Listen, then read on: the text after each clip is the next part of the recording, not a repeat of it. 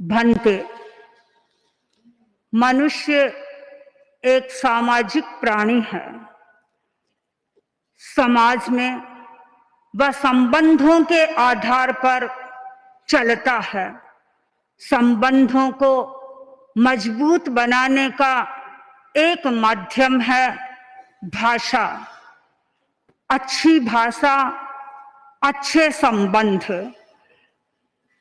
हर व्यक्ति लोकप्रिय बनना चाहता है और लोकप्रियता के लिए जरूरी है कि वह अपनी भाषा को मधुर बनाए।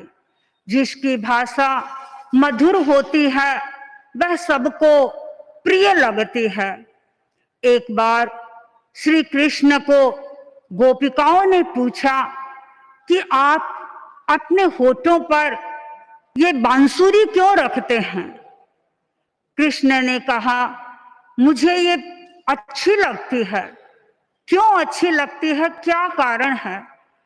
कृष्ण ने बताया, सबसे पहली तो इस मुरली की विशेषता है कि यह सीधी है। दूसरी इसकी विशेषता है कि ये कभी बिना बुलाए नहीं बोलती है। और तीसरी इसकी विशेषता है कि जब भी बोलती है मधुर बोलती है।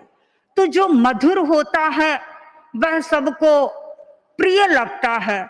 और इसीलिए संस्कृत साहित्य में कहा जाता है, इष्ट वाक्य प्रदानेन सर्वे तुष्यन्ति मानवः। और मैं इसे ऐसा कहना चाहूंगी, मिष्ट वाक्य प्रदानेन सर्वे तुष्यन्ति मानवः तस्मात् तदेव हि वक्तव्यम वचने का दरिद्रता।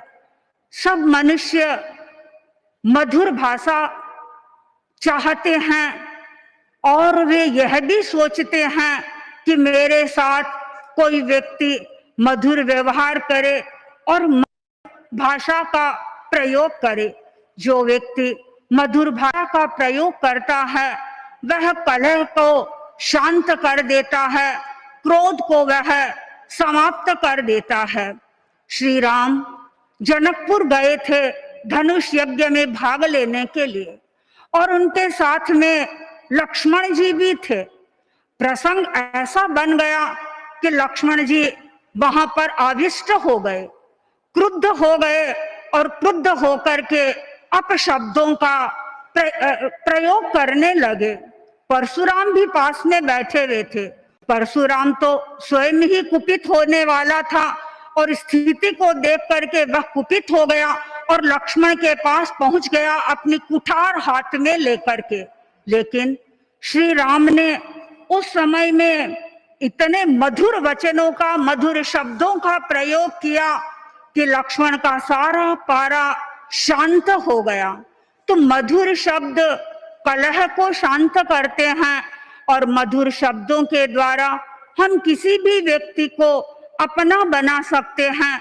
यदि दोस्त है तो वह दुश्मन बन सकता है और शब्दों की ही करामात है कि दोस्त है वह दुश्मन बन सकता है और दुश्मन है वह दोस्त बन सकता है।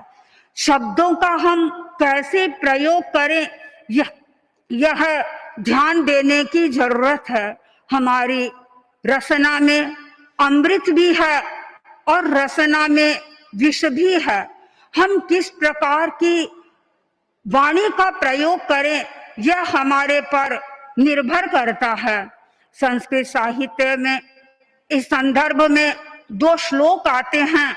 वसतः खलु जिह्वाग्रे सुधा हाला हलं चनुः सुधां वर्षति ज्ञानी तु व्यर्थं मूढ़ो हलाहलं। हमारी जिह्वा के अग्रभाग पर सुधा और हालाहल यानी विष दोनों है। जो ज्ञानी व्यक्ति होता है वह अमृत की वर्षा करता है और जो मूर्ख व्यक्ति होता है वह विष की वर्षा करता है। कवि ने लिखा है, रसना मधुरा चेत्ते सर्वं ही मधुरम जगत रसना कटुका तरहि विष्टम कटुकायते विष्टपम कटुकायते। यानी रसना हमारी जिह्वा यदि मधुर होती है तो सारा जगत ही मधुर होता है, और यदि हमारी रसना कड़वी होती है तो सारा जगत भी कड़वा बन जाता है। वाणी की मधुरता साधकों के लिए आदेय बनती है, स्पृहणीय बनती है कि कोई भी स्थिति हमारे सामने आए, हम अपनी वाणी की मधुरता को किसी हालत में छोड़े नहीं।